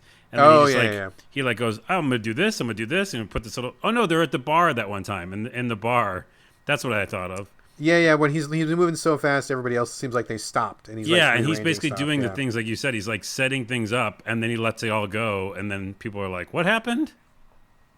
And then time starts, and then like the drink falls, and the guy punches the wrong guy, and they fall down. Yeah, exactly. It's exactly like that. So nice. I've related to Sonic. A Sonic mention. # Sonic. That's really the hook to the game is like you can do little one-off ambushes and stuff, which is really fun all on its own. But the game really comes into its own when you have these elaborate little set pieces where you're like taking out this guard, and this guard's going to get killed by this guy over here, and you're like moving all the pieces. And when a good plan comes together, it's like super satisfying. Like the guns go off and the knife gets thrown, and you're holding your breath, hoping that nobody missed their shot and that everything went down the way you wanted to. And once the smoke clears, if all the bad guys are down, you feel like, yes, that was a great plan. Pulled it off. Wonderful feeling. It's very Hitman-y in the sense that there are like little accidents that you can push like a stack of lumber down on top of a guy or roll a boulder down or something like that. Drop a safe, if there's a safe being winched somewhere. All those little things you can do. The story's okay. I mean, it's not, not a great story. It's a fine story. But the action, the moment-to-moment action is really wonderful. It's really rich, detailed, deep, very complicated. It's also very hard. It's very difficult. So you got to be a real tactics head to want to get into this. But if you are that person, if you like that crunchy tactics stuff and the really complicated puzzles you got to solve, it's wonderful. I mean, there's not a lot out there like Desperados 3 right now. Shadow Tactics is the only other one I can think of when we're talking about console. Some people on Twitter said this is very much like Commandos from back in the day. I never played that.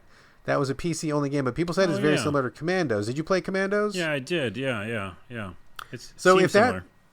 I don't know how true that is, but a lot of people say that's close. So if you like that, or if you like Shadow Tactics, or if you just want a really cool spin on tactics that does not feel like XCOM, is not an XCOM clone, it feels like it's very much its own thing, check it out. I think it's wonderful. I've been having a great time with it. It's a real meaty campaign. There's lots to go through, and I love how it plays. There's really nothing else out there like it right now. Here's another difference between us. I think, you really like puzzly type games. And I think, not that I don't like puzzly games, but like I when you said earlier in the review, you're like, you have only so many bullets, and you don't want to alert too many people because then you can't take them all out. I hate hearing you can't, in a video game. For me, like I'm all about action and open world and do whatever you want and try to make it happen. And like I want to be able to have the option in games to be like go guns blazing. Even in Fallout, it was turn-based, like Fallout 1 and 2, and like you probably shouldn't do these things, and you probably should do this way, turn-based, to be the best way, like a puzzle, but you don't have to, and like giving me the option to like try it my way. But I understand that's not what this game is. It's supposed to be the way you described it. Yeah. But I mean, there are multiple ways through every level, so it's not just like there's one answer. I mean, there's multiple answers, but in terms of what you're saying, this is basically you can't the game, because if you don't work with the systems, there's just no way you're making it through. Yeah, exactly. Which, again, is exciting to people, and it just is not for me. It is a very specific thing. I really dig it. It's definitely not for everybody. I don't think it's for you. But if you like that kind of thing we don't get very many of these very often, especially on console. And Right. I think Me Productions are basically the only people who are kind of filling this niche right now. So it's a good thing that they're doing a really good job of it because I really Yep. like it. So Yep. there you go. Desperados 3, it's a thing. Couple really quick wrap-ups here, and then we're at the end of the show. Carlos, you wanted to give a quick check-in on, E's Memory of Celceta, is that correct? Yeah. Still playing that game. For a minute, I kind of dropped off because I thought it was essentially just explore the forest, action RPG, in the world of Ys, which, again, we talked about, I think, on the show. It's not like it's a story you're not going to remember. It's not that big of a story-based game RPG. It's more just about the action or whatever you're doing in the game. This one is all about the action, the reason why I played it, and I like the melee combat. But originally I mentioned that you just kind of explore this forest and see how much you explore it and map it, and then come back to the village and say, hey, here's what I mapped, blah, blah. And along the way you get your memories back because you have an amnesia because of video games. But I finally got to some more story bits, and they really did talk about that amnesia a bit, and something happened in this village, and it was like intrigued me enough to be like, oh, okay, I want to know a little bit more. And then once that was done, which took about an hour, it was back to exploring the forest again. So now I've learned what this game is. It's like these set pieces, right? Where you get to like a town, or you get to a big moment, like a mine or something, and they give you a bunch of story. And then you basically just explore for the rest of the game. Like, I know that there's games, RPGs, where you're grinding. I guess it's essentially that. But it's also like you're exploring the map at the same time and going back and kind of like going back and forth a lot. But I'll say this. It's just so relaxing because the minute-to-minute action, it's ridiculous. It's, go back to Capcom. It's a little arcadey in the fact that it's fast and you run around really quickly and dodge. But there's something to it that's very relaxing to me. Like, if I want to get a moment of zen, I put on the Ys. You're on PS4 with this, is that correct? PS4, yeah. Couch. Yep. And this was originally a Vita game, I believe, right? Oh, right. That's the thing I wanted to say. What were you going to say before I say the Vita thing?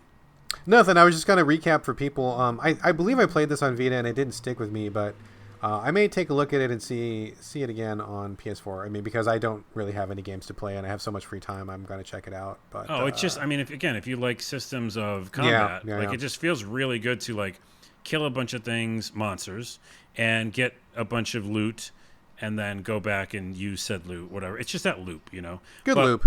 A good loop can take you far. A good loop can take you far. It took me all the way to the end of Trials of Mana. I will say this. I forgot. The first time I mentioned this game on the show, I go, we're going to come back to small text later in the show. And I hinted that I was going to talk about this game and small text. And I never did. So any of you, video game scholars, you ever catch that? That was a little mess up on my part. That's a deep cut. That's a deep cut. So is the text unreadable or what? No. So what I was going to say is the text is too big because this is a Vita game, and for some reason they did not convert it when it went to PS4. God, text is too big. That's the first time I've heard of that problem. I know. So what happens is the menus themselves are really big. Because again, if you were looking at this on the Vita, it would make sense. You'd be like, "Wow, that." Let me give you an example. The real estate of the screen is 100%. Let's say the menu pops up to just a dialogue box, right? The dialogue box probably takes up 40% of the screen. Wow, that's pretty big. Maybe I'm exaggerating, 35, like a third of the screen, and you're like, "This is way too much." And then the text is corresponds to that window, which is huge. So it that's sounds weird. like a port, but not really an adaptation, right? Where they don't resize the text to make it make sense on the platform that it's on. I think they only ported it. There's nothing new about this at all. They just ported it. They're like, yeah, that's cool. They'll want to just play it again. They don't care what it looks like. So that's unfortunate, but well, I mean, at least it's bigger. I mean, I guess bigger is better than smaller because I mean, like I talked about, Help Will Come Tomorrow last week, which is a really super interesting game I want to play. That was again another port, but not an adaptation where The text was probably on the small side on a PC. It's like unreadable on the Switch. So it's like I feel like people really got to like take that into account. Like you have to adapt the game properly for the new platform. Otherwise, there's going to be just problems. So it sounds like another example here. And I'm not complaining because our main thing on the show is small text and we hate it. And so this is too big of a text. I'm like, I also hate it. Man, monkey's paw. Jeez. Okay. I know. No, I'm fine with it. I'm playing Ys. All right. You were playing Ys. One last mention from me. I was sent a code for a game called Waking, Waking. It's on PC. It's also on the Xbox One. I'm playing it on Xbox One. This caught my attention because it seemed to be kind of a mix between a walking simulator, emotional journey sort of a game, and Dark Souls, which those two things don't usually come together very often, and that really kind of caught my attention. So the basic premise is that you are a person who's in a coma, and you're dying, and so you are kind of like grasping at life in an internal psychological way. But then again, like in all the videos, it showed like a lot of like cool Dark Souls combat where you're like in these interesting looking worlds and you're fighting these big monsters. And so that seemed pretty interesting. So they sent over a code and I've been playing it this morning and I gotta say this game's terrible. It's absolutely terrible. Oh. It's made by, I believe, one guy. I think his name is Jason Oda. wait. I know that just sounds sucky, like that combination. I'm sorry, but this game's terrible. His name is... I mean, I hate to say it, but it's like, I mean, to give you kind of the context, right? So, like, this is a one-person game. And, props to people who can make a game. Like, I think making a game is incredibly difficult. It is. And not only making it, but, like, getting it sold and getting it to these platforms. So, like, all due respect. Like, no personal disrespect to Mr. Oda. I mean, I'm sure he's a great guy, a very clever guy. I'm sure it's a lot of work. I don't mean to, like... And as a creator myself, like I know how bad it feels when you pour your heart and soul into something and people just don't respond to it. So like I am very sensitive to that. I mean, I've written a couple books and the feedback I've gotten on those, some of it was great, some of it was heartbreaking. So I know what it feels like when people shit on something you make. I'm sensitive to that. But at the same time, from a critical perspective and from the perspective of someone who has to either recommend or not recommend a game, I find it extremely difficult to recommend this because it feels very bad to play. Like controlling the character is kind of awful. It does not feel like the physics move the right way. It's kind of slippery, slidey. It's kind of weird. The physics just don't make sense. The double jumping is crazy. And the levels are kind of confusing. I was a little bit lost. I wasn't sure if I was in a new level or if I was in the level I was just at. And then you get into it and it has that kind of preachy tone where it's like you get to this creature and it's like, oh, pick your strengths. What strengths did you have? And it gives you like array of like, hopeful, pleasant, happy, cheerful, whatever. Like you kind of pick a couple of those. Those become like your powers, although I didn't really get to figure out how those worked. And then it asks you like what your weaknesses are. And it's like, oh, I'm greedy, I'm selfish, I'm angry, like whatever. Like you pick those and it just had a tone that just felt like very, like it was kind of like not talking down to me exactly, but it just didn't feel like it was really connecting with me, right? Like it felt kind of like unnatural. It wasn't striking a chord with me in terms of like the intellectual side of it. The Dark Souls gameplay was just really bad. Mechanics were just really bad. I mean, I got to a part where in the very beginning, I didn't play it for very long, where you have to like telekinetically pick up a table and use the table to block fireballs that are coming to you from the sky, and you're trying to move the table and like you're rotating around the table, but the table is not rotating around you. And it just, the whole thing just felt just really strange and just didn't make a lot of sense and didn't feel very good. And again, I realize how difficult it is to make a game, but also at the same time, there's a lot of competition in the game space right now, even in the indie scene, where there's a lot of like really, really good shit coming out in the indie scene. That's amazing. And so it's not just enough to just make a game. Like you have to make a really, really good game. And I'm not saying that's easy. And I'm not saying it's that I could do it or anything, but as a critic, it's like you're putting this in front of me and I have to be very honest with my evaluation. And it's tough. I don't want to shit on anybody, but this is just not a good game. I know. I'm sorry I started off the review that way. Then I was just saying it because it sounded funny in the combination of terrible game and here's the guy's name and here's his address and but yeah, you're right. I mean, like not every game's good. I made shit. People make bad stuff. That just happens. So that's what we're reviewing. The game itself. But doesn't look like I'll be looking for it. Yeah, it's tough, man. It's tough. I mean, I like that he tried to do something different by combining two genres that don't normally go together. I'm sure it's a very personal experience. I mean, it probably means very much to Mr. Oda that he, it probably means way more to him than it does to me, and I accept that. I acknowledge that. But just from a critical perspective, I had a terrible time with this game. I hated playing it. It was not fun. It did not feel good to play. I wanted to quit playing it like as soon as possible. So I apologize that, this is bad news, but it's bad news and I can't sugarcoat it. So there we go. That was Waking, PC, Xbox One. I mean, maybe other people will get more out of it than I did. I struggled with this one. I know, because in this episode alone, we've probably disagreed on games at least 7 to 8 times. So, someone else there probably I love this game because it mixes genres and blah, blah, blah. So who knows? There's somebody out there who this is going to be their favorite game. That person is not me, and that's totally fine. So, all right. Are you ready to wrap it up, Carlos? I am so ready. I'm on a fast right now. This is TMI, and it is past my time where I can actually eat. So I'm gotta get the food in. But I will say this. I looked at some of our listens, views, metrics on our podcast, and it seems like the majority of episodes that have the most listens and views are the really long ones.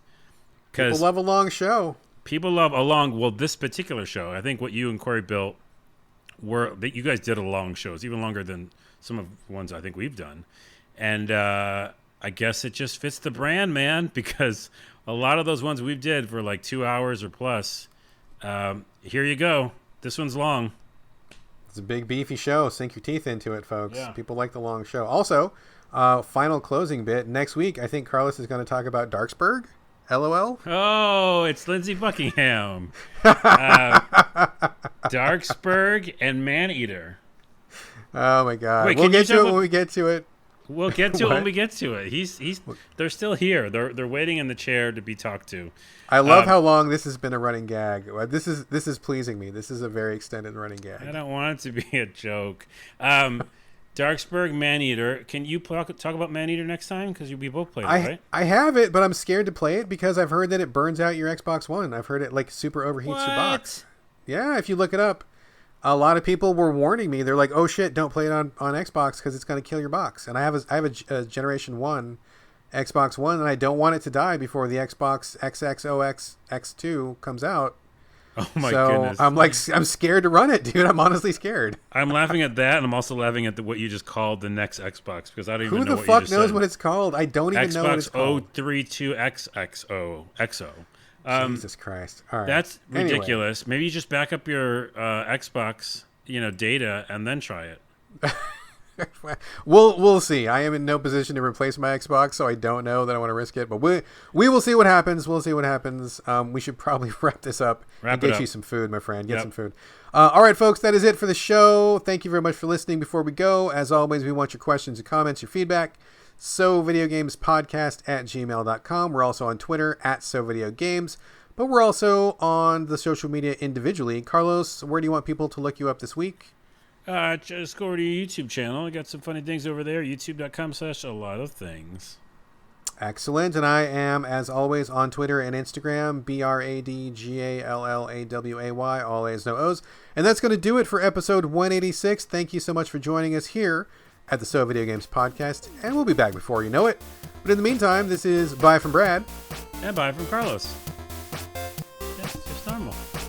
Just a normal goodbye. It's normal. So normal that it's weird. It's weird when it's normal. It's so normal that it's weird. It's so normal that